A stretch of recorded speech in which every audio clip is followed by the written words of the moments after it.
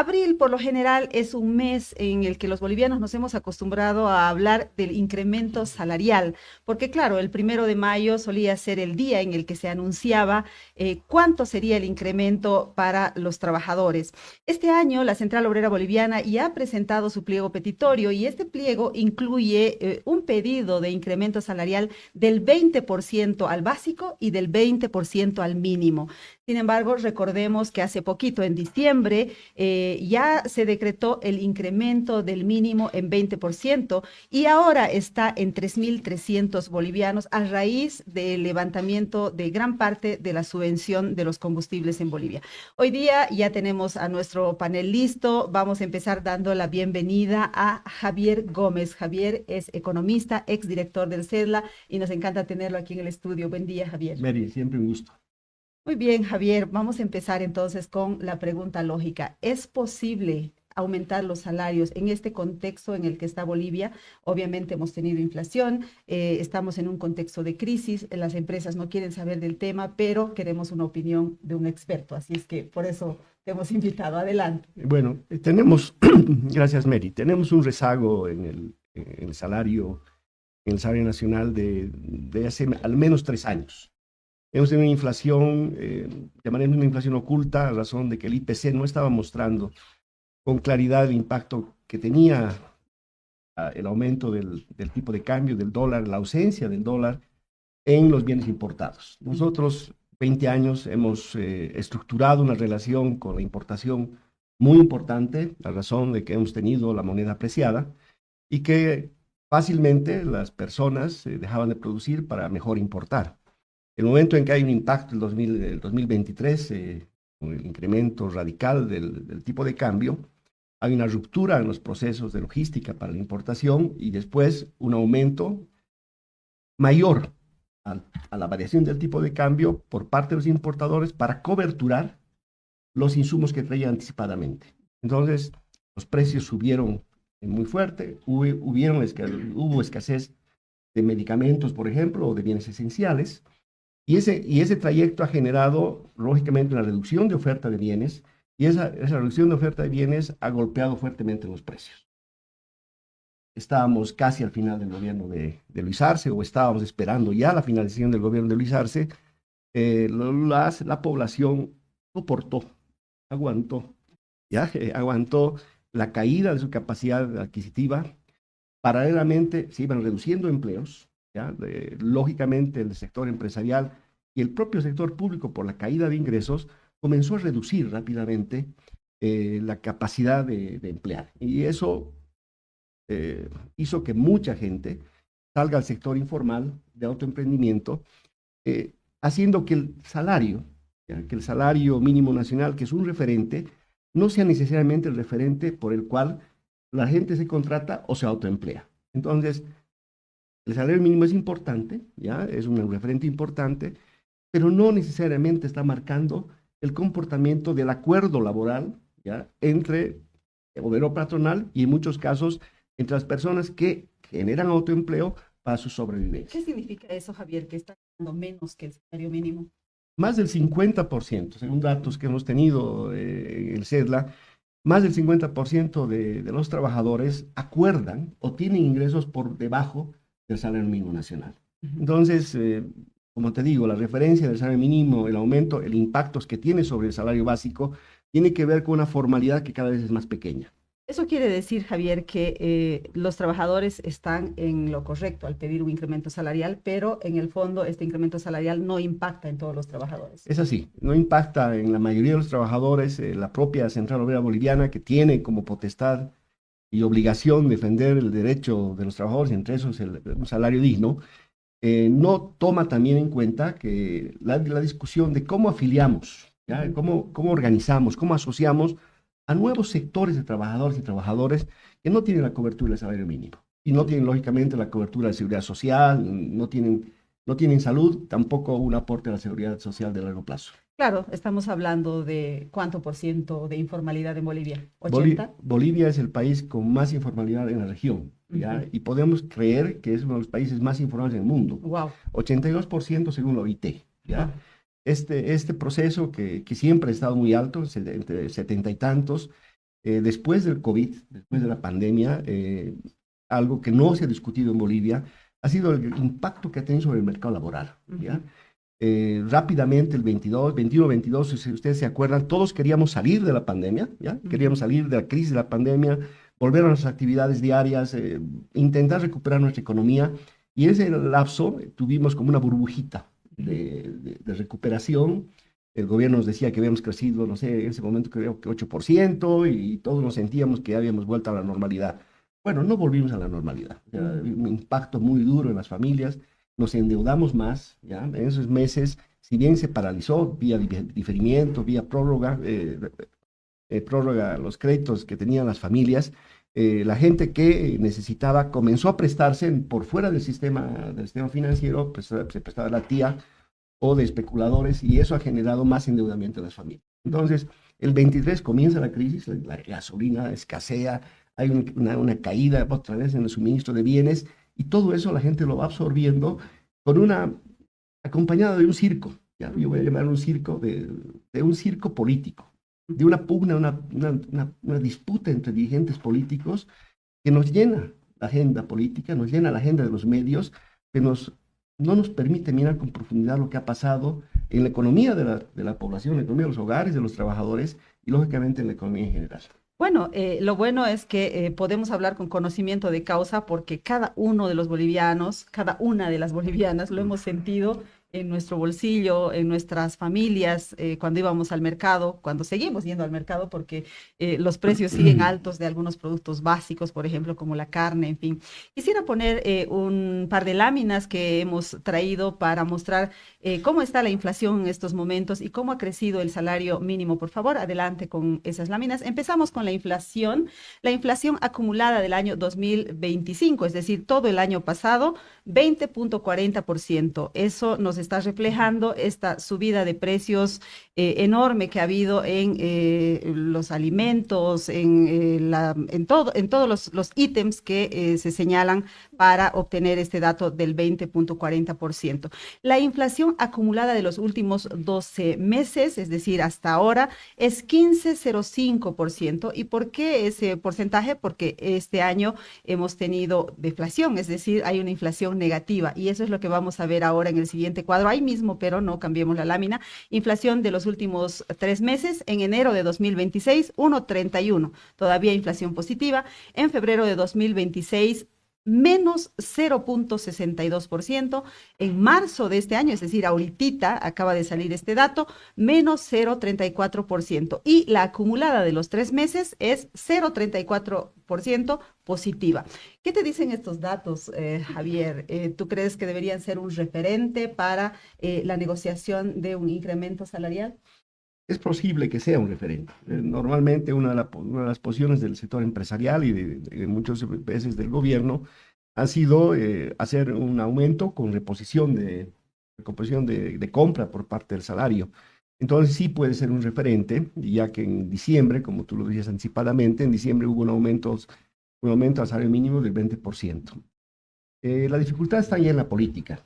Hemos pasado elecciones subnacionales, nos hemos encontrado con resultados que en general, no creo que en general, más allá de los ganadores específicos, en general hay un descontento en los actores políticos del país, y tengo una sensación que abril y mayo, que es, como tú decías, es un momento de pugna con el Estado. Las universidades pugnan presupuesto, los trabajadores pugnan aumento, tienen un pliego petitorio. En ese ambiente, creo que otra vez los actores políticos, yo le llamo otra vez el circo, va a aprovechar esta disputa por necesidades reales de los trabajadores, va a aprovechar esta disputa en un campo político, eminentemente político, y puede desgastar mucho, ¿ya?, al gobierno. La decisión del gobierno de decir, hemos aumentado en diciembre y es muy difícil que vuelva a aumentar en ese momento, ya que la inflación es una inflación acumulada de 0.34 y estamos tendiendo a estabilizar el país. Entonces, en ese campo, la tensión va a ser más política que real, ¿ya? Vuelvo a decirte que el salario mínimo afecta a muy poca parcialidad de los trabajadores, aunque sí es un derecho por lo menos la reposición de su salario a razón de la inflación. Claro. Pero si tuvieran que tomar como referencia el dato de la inflación, ¿cuál de todos tendrían que tomar? ¿El acumulado del año pasado o tendrían que tomar el acumulado de los últimos 12 meses, que es interanual se llama, creo, ¿no? El interanual. La diferencia es que en diciembre hubo un aumento salarial. Claro, entonces, exacto. según la posición, me imagino, del Ministerio de Economía, va a ser, ya hemos hecho Ujú, una reposición de la inflación del año 2025. ujú. Y lo que teníamos que discutir es la reposición parcial o total de la inflación acumulada en los últimos meses. Solo los últimos 3 meses, Sí, digamos. y no tomaríamos en cuenta entonces la interanual que toma los últimos 12 meses Ujú. como acumulado. Sin embargo, ahí estamos hablando del salario mínimo. ¿Qué pasa con el básico? El salario básico es afectado directamente por la reposición de antigüedad y todos los mecanismos que afectan a la composición propia del salario. En el salario básico va a ser lo mismo, es una discusión siempre similar, muy cercana al comportamiento de aumento. Yo creo que el gobierno va a insistir con hacer una reposición muy pequeña o no hacer una reposición como inicio de negociación. O sea, lo que nos estás queriendo decir es que al subir el salario mínimo, eso ya impacta en el básico. Exactamente, claro, Mm. por la estructura de los cálculos por antigüedad. Entiendo. Bueno, y queremos ver cómo ha evolucionado el salario mínimo en Bolivia en los últimos años. Hemos encontrado una lámina que la queremos mostrar. Ha sido preparada por el diario El Deber, de ahí lo hemos extraído y miren lo que nos está mostrando esta lámina desde el 2015 hasta el 2025. El 2015 empezamos con un salario mínimo de 1.656 y va subiendo cada año, ¿no? Un poco, hasta llegar al año 2025 a 2.750, que ese era el salario mínimo hasta diciembre del año pasado, cuando el gobierno de Rodrigo Paz tomó la decisión de subir en 20% y el salario se convirtió en 3.300, a raíz de que del levantamiento de la subvención de los combustibles, y por eso es que ahora se dice de parte del gobierno y varios analistas también están señalando que este incremento ya se hizo y que lo que correspondería ahora básicamente es un cero de incremento a los salarios. Javier, ¿qué nos puedes decir sobre este incremento del salario mínimo? Obviamente obedecido a una política estatal en torno a la protección de los derechos laborales, pero ha sido bien asumida esta política? ¿Tú crees que ha tenido un buen impacto social, económico también? Ha tenido una relación clara con el aumento, con la reducción del subsidio o la eliminación del subsidio de los combustibles. Ujú. Había que tener una compensación y la compensación fue el aumento del salario mínimo en ese momento. Algo extraordinario a razón del momento en que se hizo el incremento del salario mínimo y fue un intento de compensación del aumento de los precios de los combustibles y lógicamente el aumento del transporte, el aumento de los alimentos que tienen que ver con carga y eso, la compensación para muchos, para la gente en la calle, no es suficiente. Claro. No es suficiente. Pero sí insistir, Mary, que es la discusión sobre el salario mínimo y el aumento del salario mínimo nacional, el salario básico, tiene que estar siempre acompañada de discutir la estructura la estructura laboral en Bolivia, porque si no nos olvidamos de quiénes están por fuera. Claro.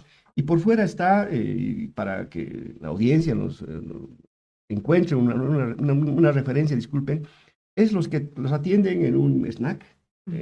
Ustedes han debido ver proliferar lugares de venta de pollos, ¿ya? De hamburguesas, de pastelitos y de varios elementos.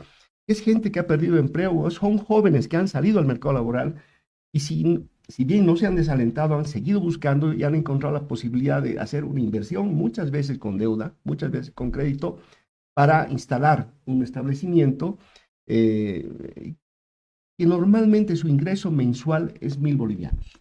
Claro, ¿Ya? esa es la realidad, la verdad. Pero además, esas personas que trabajan en esos espacios tienen horas de trabajo mayores a 8 horas. ¿Ya? Muchas veces llegan a 12 a 14 horas. Entonces estamos en un problema estructural Claro. de ingreso de los hogares. Los hogares tienen que complementar sus ingresos con lo que llamamos multiactividad, varias actividades, o en muchos casos los jóvenes están entrando al mercado laboral muy jóvenes, o sea, están abandonando la escolaridad, eso pasó en la pandemia muy profundamente, y no han retornado a la escuela. Entonces son jóvenes que están en el mercado laboral, de 13 años, 12 años, 14 años, y están ganando lo que les estoy diciendo, o sea, menos de 1.000 bolivianos. La realidad siempre supera, por supuesto, a lo que sucede en las negociaciones políticas. Y bueno, ahora quiero contarles, amigas y amigos, que estamos en contacto con Juan Pablo Demer. Él es presidente de la Federación de Entidades Empresariales de Cochabamba. Le agradecemos por aceptar esta entrevista. Buenos días, señor Demer. Lo tenemos Sí, vos. silenciado, tal vez el micrófono está apagado. Perdón, ahora sí. Ahora Buenos días, sí. un gusto estar en el programa. Claro que sí, para nosotros es el gusto. Señor Demer, estamos hablando sobre el pedido de la Central Obrera Boliviana de subir el salario básico en 20% y el mínimo en otro 20%, y le digo en otro haciendo referencia a el incremento que hubo en diciembre. ¿Cuál es la posición que tienen las entidades empresariales? Adelante. Definitivamente rechazamos este nuevo pedido de este incremento al 20% por distintos factores. Primero que nada, ya cuando hubo el incremento al salario mínimo nacional del 20%, el más alto en los últimos 15 años, por cierto, en una época que todavía vivimos en crisis y demás, se lo aceptó sin ningún problema, pero sí ha generado de todos modos muchas complicaciones y un incremento fuerte en la estructura de costos de las empresas. El que piden ahora, primero que nada, va en contra de lo que se aprobó en el decreto 55/16, donde la misma COP participó, el sentido de que en ese decreto se acordaba el diálogo tripartito, en realidad el diálogo entre empleadores y trabajadores con la supervisión del Ministerio de Trabajo, y eso fue aceptado por la Central Obrera Boliviana.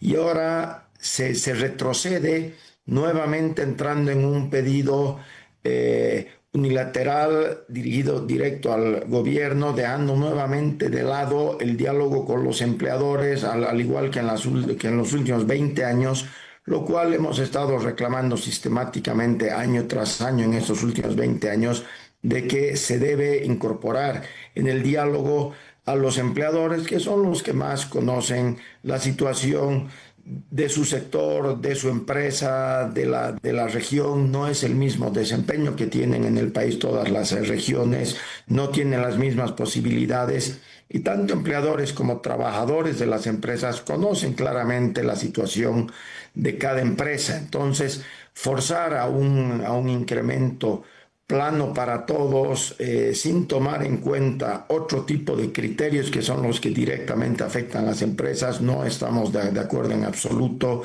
y creemos que no están dadas las condiciones económicas como para enfrentar nuevamente este incremento, después de que ya se ha tenido un incremento en el mínimo nacional, que también tiene un impacto en los salarios básicos.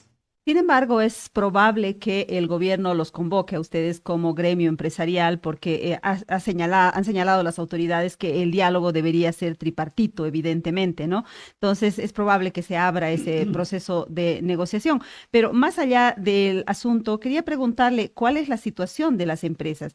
La situación de los trabajadores, evidentemente, también es complicada por lo que hablábamos aquí previamente, en sentido que los precios han subido muchísimo el año pasado por el tema de la escasez de dólares, por la falta de combustibles, en fin, y luego por el levantamiento de la subvención a los carburantes. Entonces, ¿cuál es la situación de las empresas? Si bien esta es la situación de los trabajadores, ¿cuál es la situación de las empresas?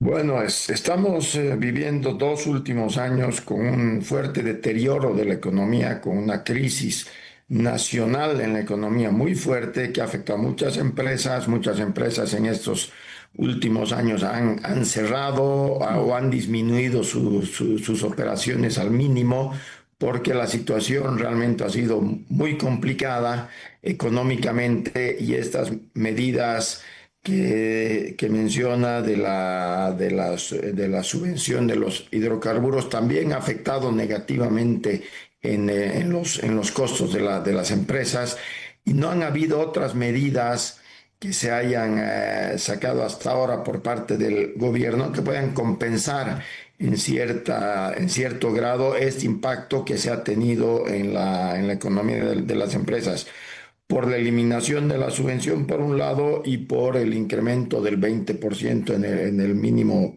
nacional. Entonces, la situación es difícil. Estamos tratando de recuperar la economía, por lo menos con una mejor expectativa de la que teníamos, pero con expectativa no se hace todo. Hay una buena expectativa, estamos esperando nuevas medidas, pero creemos que ahora mismo un incremento de la magnitud que se pide sería lapidario para muchísimas empresas y al final eso repercute también en los trabajadores, porque si las empresas cierran, se genera más desempleo y ese desempleo se va hacia un sector informal de subsistencia, cuando hoy día ya apenas menos del 15% del empleo en el país es un empleo formal, un empleo digno, con seguridad social, con salud. Y mientras más desempleo haya, se va deteriorando más aún la calidad de los empleos y creo que eso también se debe tomar en cuenta. Cuando usted dice que este porcentaje, se refiere a este porcentaje, obviamente se está refiriendo al 20%. Sin embargo, ¿estarían abiertos a hablar, por ejemplo, sobre un porcentaje mucho menor o definitivamente no hay que hablar sobre el tema del incremento salarial? A ver, no hay que hablar de la forma como se lo está planteando. Definitivamente creo que eso tiene que quedar atrás como una época que ha causado muchísimo daño al país y al sector productivo porque nos ha llevado a una pérdida de productividad en las empresas y en el país enorme. Hoy día somos el país con menos productividad en la región de lejos. Hay países que tienen una productividad que llega a los 25, 27 dólares por hora hombre y en Bolivia estamos en 3,5, o sea, mantenemos una enorme brecha en productividad gracias a este tipo de políticas con incrementos planos, no consultados con las empresas, con los empleadores que son quienes pagan y no podemos continuar en esa dinámica. Tampoco es coherente hablar de estos incrementos planos para todos porque ha distorsionado mucho las estructuras de los sueldos en las empresas y premia a trabajadores que no son los mejores, que no hacen un buen trabajo, se los premia y desincentiva a los buenos trabajadores. Entonces, nosotros insistimos que el diálogo sobre incrementos se debe dar entre empleadores y trabajadores, tomando en cuenta aspectos internos de cada empresa, la situación de cada empresa y las políticas salariales que se puedan tener en cada empresa y no continuar con esta distorsión y pérdida de productividad que nos ha causado un daño enorme al país en el ámbito internacional porque hemos ido perdiendo cada vez más competitividad. No es casual que las exportaciones también hayan caído mucho en los últimos años. Hay productos en los que ya no somos competitivos para poder exportar desde Bolivia. Ujú. Previamente a que usted ingresara a este programa, el analista Javier Gómez nos decía que se viene un circo político en el sentido de que hay una pulseta habitual entre trabajadores, entre gobierno, entre diferentes actores políticos. Y en el contexto, además, hay que recordar que la Central Obrera Boliviana logró hacer caer el decreto 5503 que emitió el gobierno al principio de su gestión. ¿Tienen algún temor de que realmente la Central Obrera Boliviana haya recuperado poder y que pueda imponer su pliego petitorio?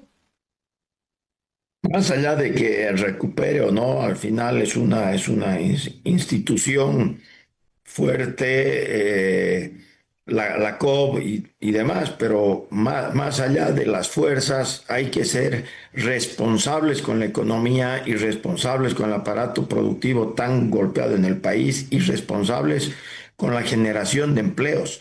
Hoy día, insisto, menos del 15% son empleos formales y este tipo de solicitudes y de formas como se plantean estas solicitudes y estos pliegos nos han llevado a ir deteriorando cada vez más el empleo, deteriorando la calidad de los empleos. En los últimos 20 años, el empleo formal ha caído de un 20% a menos de un 15%, y en los últimos 40 años ha caído de casi 40% a un 15%. Entonces, no podemos seguir en esta tendencia que finalmente genera un serio problema para los trabajadores cada vez menos protegidos por la Ley General del Trabajo, porque los empleados formales pueden estar protegidos por la Ley General del Trabajo, pero los informales no. Y vemos que en la informalidad ni siquiera hay un respeto al salario mínimo nacional, a las prestaciones sociales que se dan cuando uno está en la formalidad. Entonces, continuar con esta lógica lo único que va a lograr es perder productividad y deteriorar la calidad de los empleos en el país. Entonces hay que ser responsables, más allá de que se quiera medir fuerzas. Creo que no pasa por ahí, pasa porque podamos lograr la decisiones responsables, coherentes con la situación económica que vivimos y en busca de mejores días para el sector de los trabajadores que obviamente quieren pues tener mejores condiciones, pero las condiciones no solo vienen por el salario percibido hoy, sino por las condiciones que se van a ir dando hacia un futuro con un trabajo mejor remunerado, con un trabajo que les dé mayores prestaciones, que les dé salud y cosas que se tienen que tomar en cuenta también más allá de estos pedidos planos que se han venido haciendo. Señor Demer, le pido que me espere un momentito. Quiero interactuar también con el analista Javier Gómez. Él es economista, exdirector del CEDLA, y preguntarle sobre esto que nos acaba de decir el señor Demer, ¿no? Que este sostenido incremento de salarios, esta política, digamos, proteccionista, no dijo con esas palabras, pero esta política proteccionista ha llevado también a la informalización de la economía. ¿Esa es la causa o hay otras causas más estructurales en la economía? Cosas son macroeconómicas, ¿no? Bolivia en los últimos 20 años ha apostado a un modelo importador. Nosotros miramos dónde en que se han creado empleos, se han creado fundamentalmente en servicio y comercio. La gente que producía, pequeña o grande, dejó de producir para importar. Y donde se crearon empleos fue en esos sectores.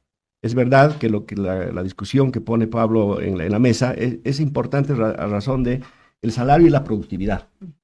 Y la productividad, o sea, el incremento, la generación de riqueza, la generación de valor con más eficiencia, nos lleva a una discusión mayor sobre dónde apostamos como modelo de desarrollo.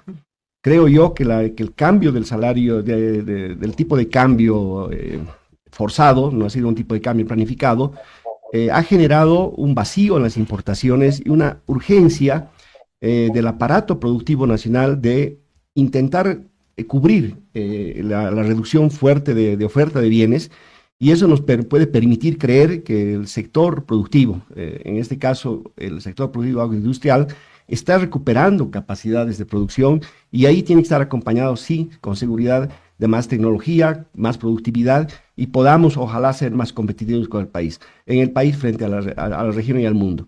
En este momento es lógico que hay una crisis de modelo, la crisis del modelo importador y rentista.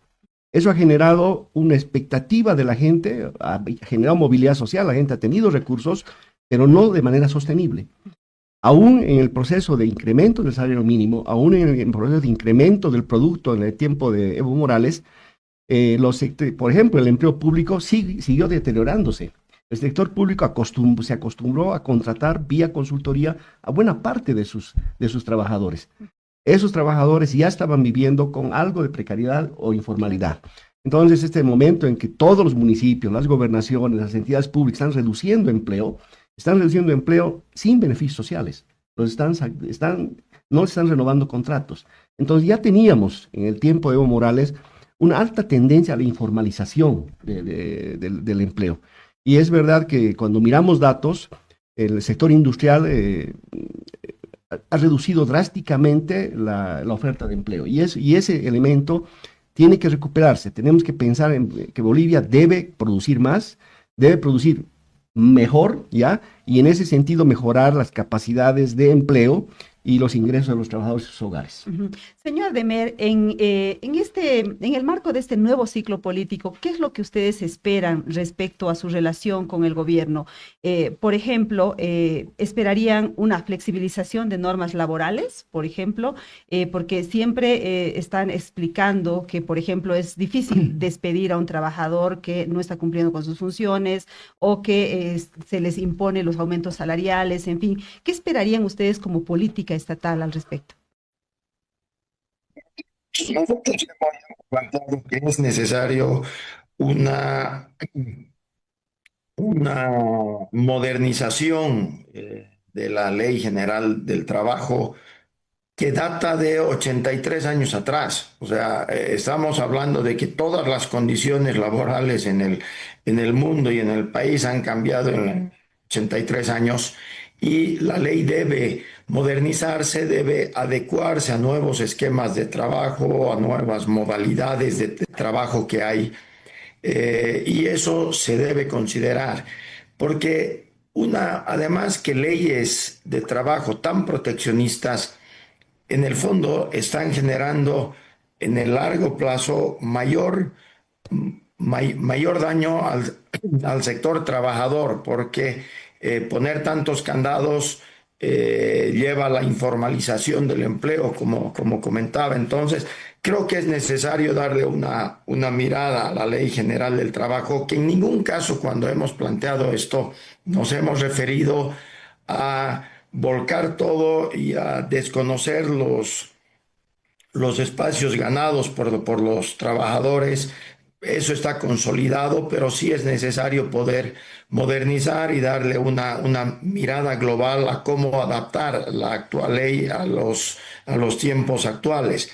También se necesita trabajar con el gobierno en una nueva ley de inversiones, en un nuevo código tributario. Son muchos los aspectos que han estado poniendo muchas trabas precisamente al sector productivo, que ha sido golpeado en los últimos años con una tendencia a la estatización de toda la actividad económica, y creo que eso no ha dado ningún resultado. Por algo estamos en la situación que nos encontramos. Son temas que hay que mirarlos, hay que trabajarlos conjuntamente con el gobierno, porque sin esos cambios veremos cómo se sigue deteriorando todo el aparato productivo, que es lo que realmente se constituye en el motor de un país. Como bien decía quien le acompaña en estudio, el modelo que nos ha llevado en los últimos años es un modelo importador en desmedro y en deterioro de un aparato productivo que se ha ido debilitando cada vez más en el país. Y lo que tenemos que hacer en el país es producir y exportar, generar divisas, pero para eso necesitamos condiciones, y las condiciones vienen por trabajar en estas leyes, entre otras medidas que hay que tomar que permitan generar las condiciones. Nosotros tenemos que pasar de un Estado que quiso entrar a hacer competencia a las empresas, a los sectores productivos, una competencia desleal con un resultado pésimo en los rendimientos de las empresas productivas estatales, y tenemos que pasar más bien ahora a un modelo productivo, exportador, y necesitamos pasar de un Estado competidor que se metía en el tema productivo, como decía, a un Estado facilitador de las condiciones para que el sector privado pueda invertir y pueda exportar, pueda generar empleo y pueda constituirse en un motor fuerte que pueda impulsar la economía en el país. Muy bien, señor Demer, ese es el debate de fondo. También coincide aquí el analista que nos acompaña. El debate de fondo es el modelo de desarrollo y seguramente ese debate empezará en los próximos meses. Le agradecemos por haber estado con nosotros aquí en el programa, y antes de irse, cuéntenos de qué rubro es usted, empresario, de qué rubro es. Bueno, yo estoy en el rubro forestal maderero, en eso trabajo ya hace veintitantos años y bueno, es uno de los sectores que también ha sido golpeado como muchos otros. Ujú. Muy Muchas amable. gracias por la Muchas entrevista gracias. y un gusto estar. Claro que sí, muy amable. Muchas gracias. Hasta luego. Bueno, ahora estamos también en contacto con otro analista económico que enseguida vamos a saludarlo, pero antes queremos preguntarle a Javier sobre toda esta posición que trae el empresariado, es decir, más allá del tema coyuntural del incremento salarial, ellos están pidiendo una nueva visión, un modelo productivo, un modelo que no sea el modelo estatista que y proteccionista, digamos, de los trabajadores que ha existido en el país en los últimos 20 años. ¿Qué te parece? Siempre hay una tendencia de cambiar de botar el bebé con el agua, ¿no? Entonces, cuando se discute ahora la crisis del modelo, para mí un modelo rentista, y comenzamos a discutir una relación de ahora no Estado, ahora sí privados. Ujú. Creo que hemos aprendido en la historia de la humanidad, no solamente de Bolivia, que ese equilibrio más bien es un equilibrio de los dos, Estado y mercado, en las posibilidades de mejorar las condiciones de vida de desarrollo y de mejorar las condiciones de vida de la gente. Y con seguridad tenemos que ser estados más eficientes, tenemos que ser gobiernos más eficientes, más transparentes, y que nos permitan desarrollar la economía también en el sector privado. Pero no solamente es una discusión ideológica sobre la reducción drástica del Estado para la aparición de los privados. Los privados también tienen una gran cuota fuerte sobre la situación que vive Bolivia, la situación de crisis que vive Bolivia.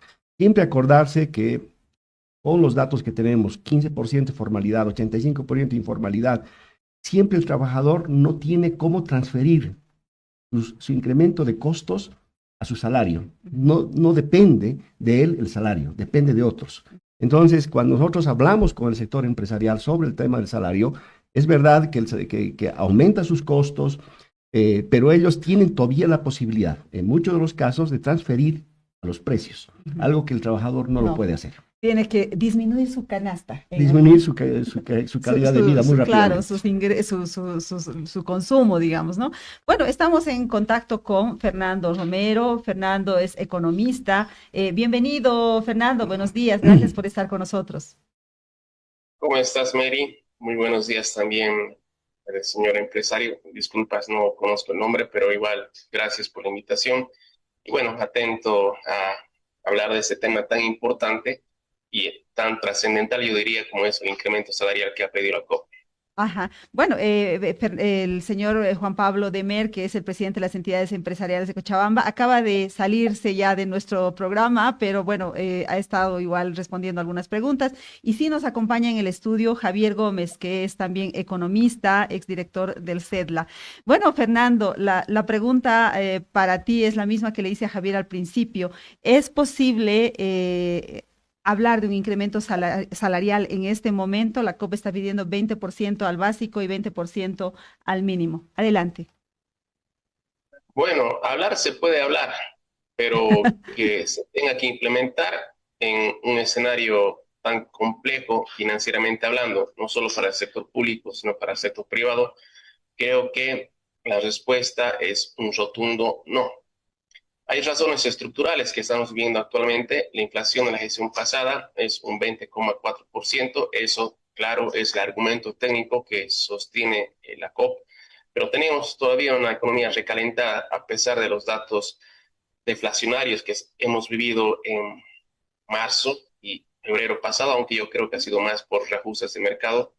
Pero tenemos un bajo crecimiento real, un déficit fiscal elevado y sostenido 2 años consecutivos, un sector privado debilitado, con, yo creo, baja capacidad de absorber costos y mayores costos, evidentemente, si nos referimos a emprendimientos, pequeñas y microempresas.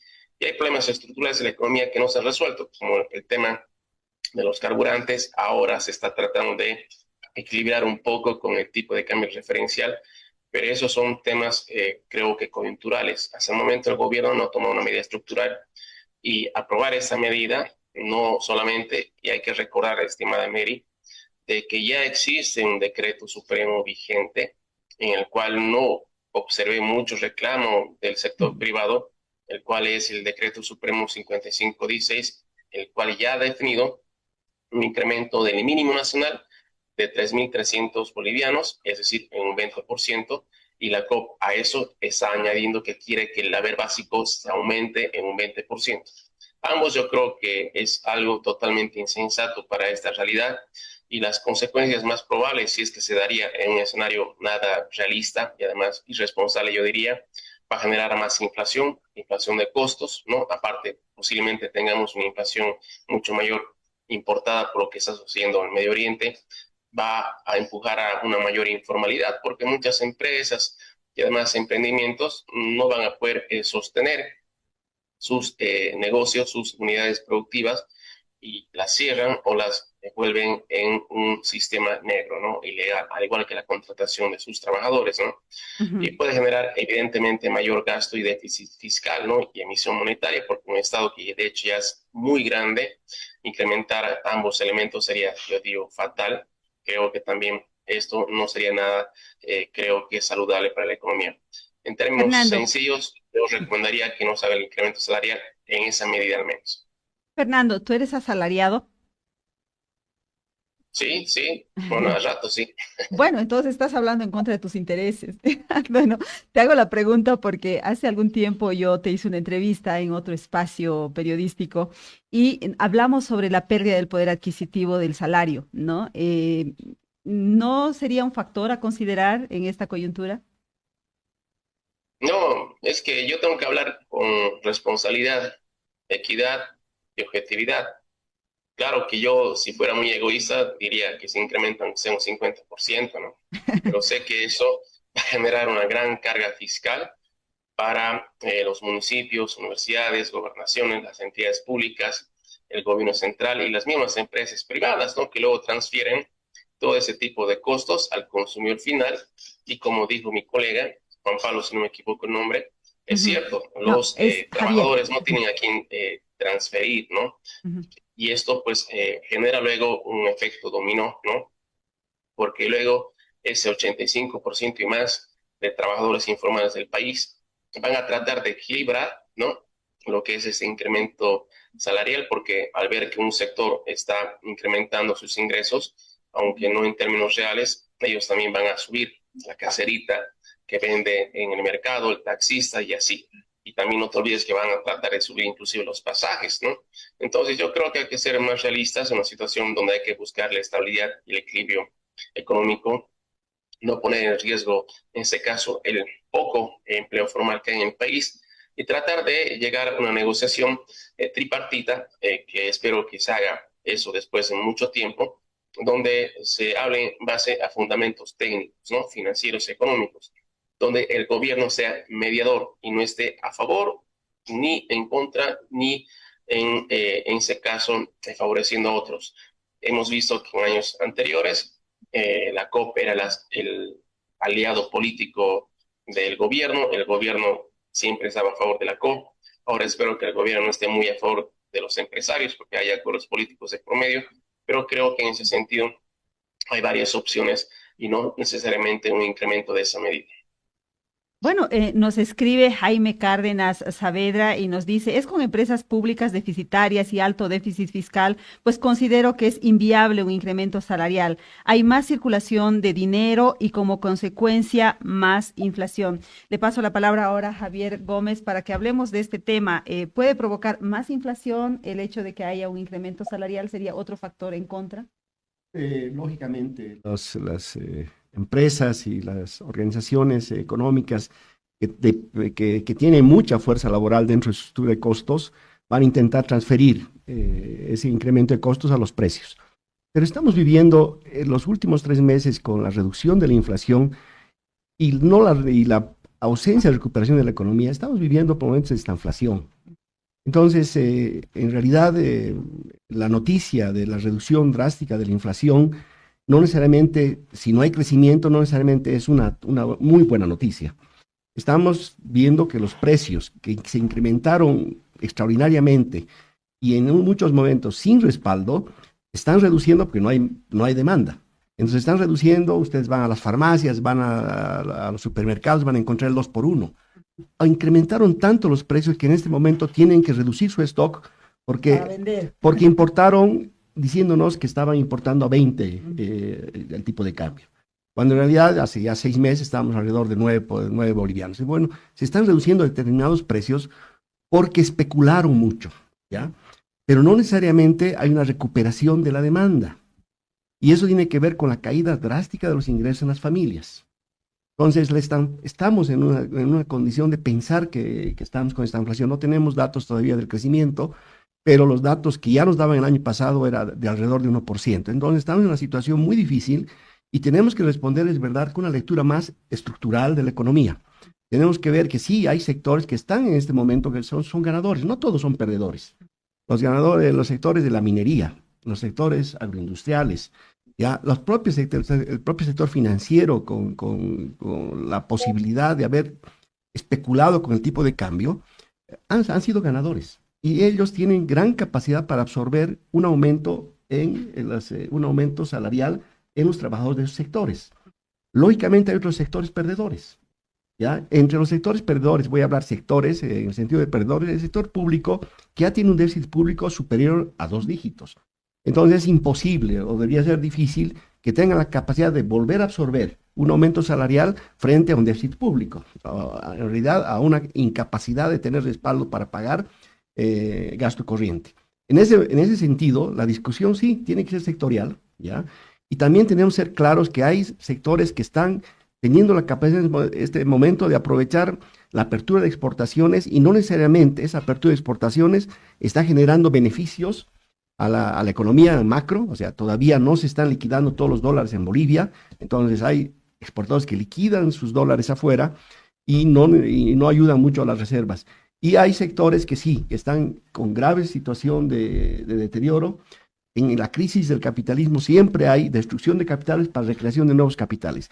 Y ahí sí hay un análisis macro para entender cómo está Bolivia haciendo esta transición, una transición no planificada, esta transición que se hace a través de mensajes del mercado, tipo de cambio, por ejemplo, para entender por dónde está yendo el nuevo empleo, los nuevos empleos, y a partir de eso sí, comenzar a actualizar la ley laboral para comenzar a hacer que los jóvenes, por ejemplo, los deliveries, tengan derechos.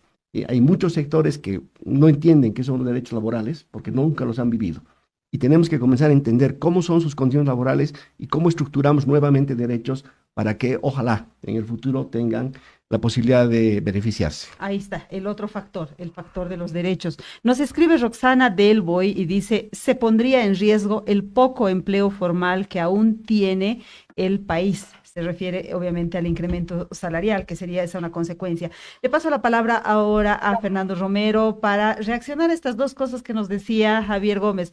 Por un lado, el tema de que haya una inflación negativa no es una buena noticia, no sé si es que coincides con eso, no necesariamente, si coincides con eso, y si es que estarías de acuerdo o cómo verías de que se haga un incremento salarial por sectores, tomando en cuenta que hay sectores que sí podrían absorber ese incremento salarial y otros no.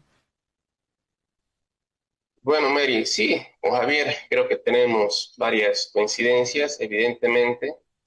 La inflación negativa, que tampoco es muy enorme, febrero con 0,6% y marzo menos 0,3%, es decir, la deflación ha sido menor. Yo reitero, no es por políticas macroeconómicas o antiinflacionarias, simplemente han sido reajustes de precios por los mercados, principalmente en los productos agrícolas, los cuales han tenido una buena producción y los precios han bajado. Cosas sencillas así, ¿no? Pero no es algo que se pueda generar o pensar que es una tendencia o que nuestra inflación va a seguir así. La misma yo creo que va a recuperarse y no es algo que me alegre porque yo también voy a hacer feria los sábados, pero bueno, es parte del dinamismo económico del país. Sin embargo, sí, ya había hablado de esto en alguna oportunidad hace años atrás, que inclusive los incrementos salariales deberían ser no solamente por sector económico, sino también por región o departamento. Porque hay otro factor muy importante que debería tomarse en cuenta para los incrementos salariales, además del evidente que es la inflación, sino que también el crecimiento económico. La gestión pasada aunque no se tiene todavía un dato oficial, con seguridad ha sido recesiva.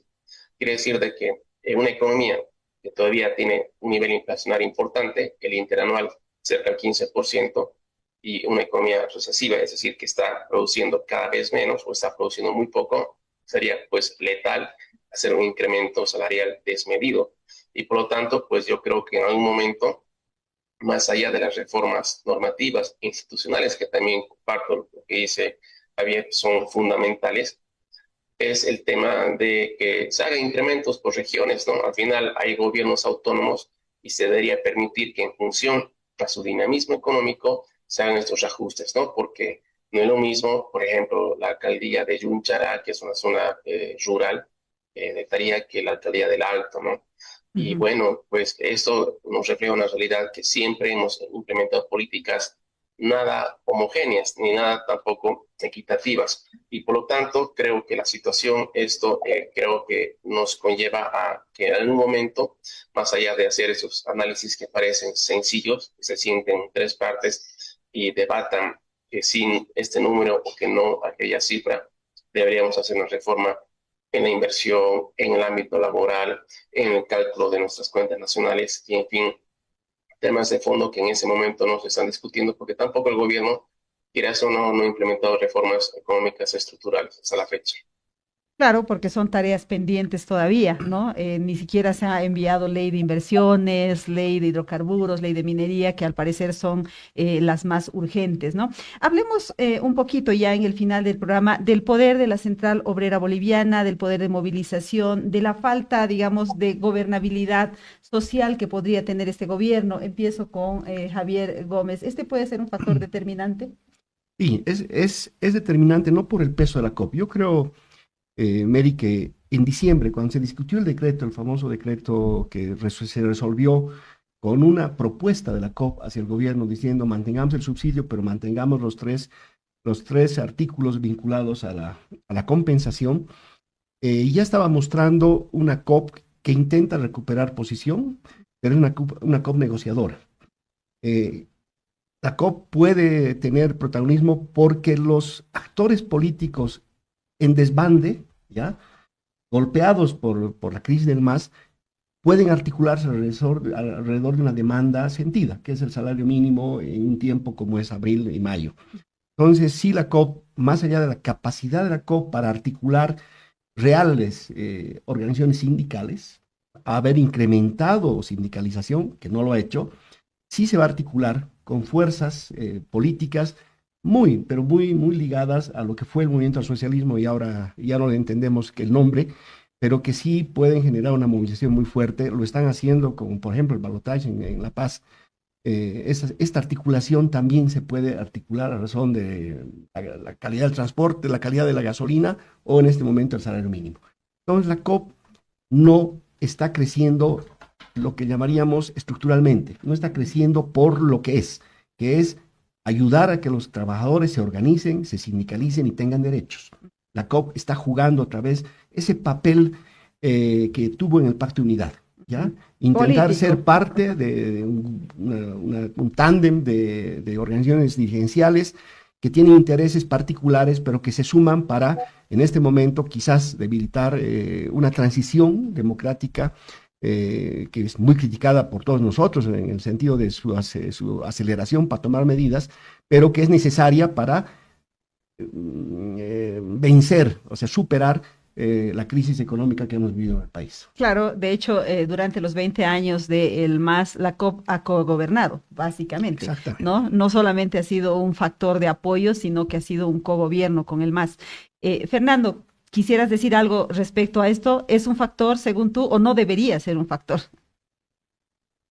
Bueno, yo creo que cuando el gobierno dio un paso atrás y dio totalmente espacio de poder político y social a la COP, abrogando el decreto supremo 5503, que él mismo había denominado que era la piedra angular del nuevo modelo económico, creo que lo ha revivido la COP, ¿no? La Exacto. COP estaba, y yo creo que todavía no está desprestigiada. Recordaremos que hace meses atrás había un gran debate y además rechazo por los jugosos sueldos de sus dirigentes, ¿no? Entonces eso ha cuestionado la existencia de la central obrera, sindicatos y otro tipo de asociaciones que donde se benefician son los dirigentes y no los trabajadores. Entonces, creo que la COP no diría que va a gobernar conjuntamente con el país, lo veo inviable, veo más proximidad entre los empresarios y el gobierno nacional, pero no sé si has visto el pliego petitorio de la COP, parece un anteproyecto de una tesis, ¿no? Porque solamente en el área económica creo que son como 3 o 4 páginas, ¿no? Desde el incremento salarial Sí. hasta el tema de las reservas internacionales. Ha condicionado y ha pedido de todo, ¿no? Entonces, el gobierno tiene que, obviamente, mediar, dialogar, hablar, tiene que hacer un gobierno abierto, evidentemente, pero se lo ha escogido para que gobierne y no se haga gobernar. En ese sentido, creo que la COP solo representa el 15% de la fuerza laboral del país. Se tiene que, evidentemente, reitero, valga la redundancia, respetar los derechos laborales, tratar de mantener la estabilidad laboral, pero también tienen que pensar en un bien común que es el Estado, ¿no? Por eso ceder a solicitudes de incrementos salariales tan desmesurados y fuera de la realidad sería muy irresponsable de su parte, ¿no? Aunque hay organizaciones que están apoyando a la COP y creo que va a haber un importante evento el 1 de mayo, no solamente por el Día del Trabajo, sino que también una especie de cabildo o algo así, he visto en los medios.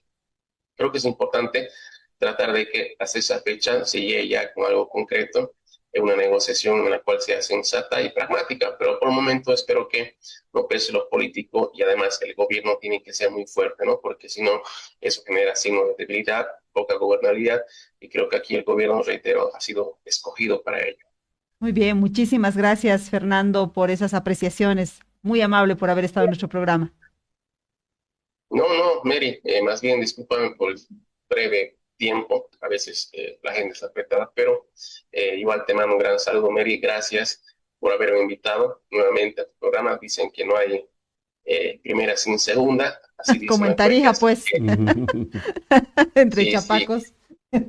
sí, sí. Bueno, gracias, Y bueno, Fernando. pues gracias, Mary. Igual le mando un gran abrazo a Javier y luego pues estamos en contacto. Se Muy cuida. bien, Chao, chao. Gracias. gracias. Y bueno, muchísimas gracias también, Bueno, Javier gracias. Gómez, por haber venido al estudio y participar en nuestro programa. Muy amable. Gracias, Mary. Y realmente yo espero que no sea la última. No, pues así va a ser. Amigas, amigos de Sin Maquillaje, muchísimas gracias por habernos seguido.